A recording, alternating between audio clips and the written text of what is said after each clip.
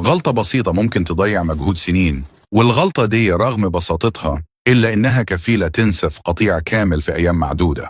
وللأسف شفنا ناس كتير خسرت طيورها بسببها. ودي أكتر غلطة بشوفها عند المربين الجداد، هي إنهم يشتروا حمام ويدخلوه على القطيع مباشرة من غير عزل. وده أخطر شيء ممكن تعمله. ليه؟ لأن السوق مليان حمام مريض حتى لو مفيش أعراض واضحة، واختلاط الحمام هناك بيسهل انتقال الفيروسات والبكتيريا بشكل كبير جدا.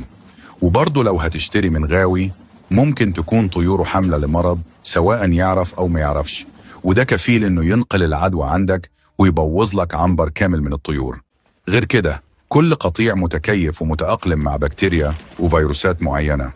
لما تدخل حمامة جديدة ممكن تنقل مرض أو حتى تصاب هي نفسها، وده خطر كبير على القطيع كله. علشان كده لازم تعطي الحمام الجديد فترة للتأكد إنه سليم تماما، وتستقبله بطريقة صحيحة وآمنة بدون أي مخاطرة. لكن قبل ما نتكلم عن الاستقبال، في نقطة مهمة جدا. لو بتنزل السوق كتير، غير هدومك أول ما ترجع، اغسل إيدك بالصابون كويس جدا، ولو عندك مطهر استخدمه. وبلاش تدخل لعنبر الحمام بنفس الحذاء اللي كنت لابسه في السوق. الحذاء بينقل عدوى أكتر مما تتخيل. طب دلوقتي إزاي تستقبل الحمام الجديد؟ أول خطوة العزل. اعزل الطيور في مكان منفصل بعيد عن طيورك لمدة من أسبوعين ل3. العزل مش بس لحماية القطيع، لكنه كمان بيدي فرصة للطيور الجديدة للتأقلم تدريجيا مع البيئة الجديدة. تاني خطوة التطهير فور الوصول.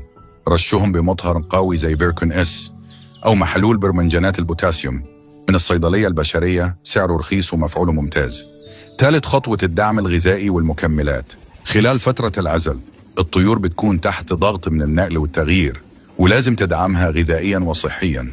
قدم خل التفاح وفيتامين سي لمدة 3 أيام لدعم الجسم والتخلص من السموم.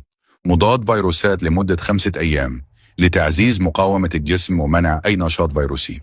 فيتامينات متكاملة لمدة 3 أيام زي جروفيت بلاس أو سوبر أمينوسول لرفع المناعة وتجهيز الطائر للاندماج مع القطيع.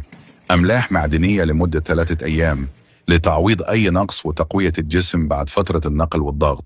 يوم خميرة لضبط الهضم وتحسين الامتصاص وتثبيت البكتيريا النافعة. في خلال فترة العزل المتابعة اليومية مهمة جدا.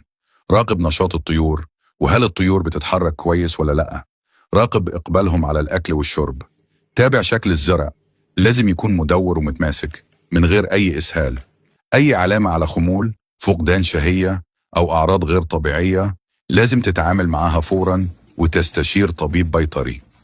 لو التزمت بالبرنامج ده خطوة خطوة هتستقبل أي حمام جديد بأعلى أمان، وتحافظ على تعب سنين من الرعاية والمجهود اللي بذلته في تربيتك للطيور. أخيرا لو عجبك الفيديو ياريت تعمل لايك وشير وخلي غيرك يستفيد. ولو عندك استفسار أو حابب تسأل أكتر أسأل في التعليقات. وما تنساش تتابعنا، عندنا كل جديد في عالم الطيور والحمام، ومعانا هتبقى مربي محترف بفضل الله. سلام وإلى اللقاء في فيديو جديد.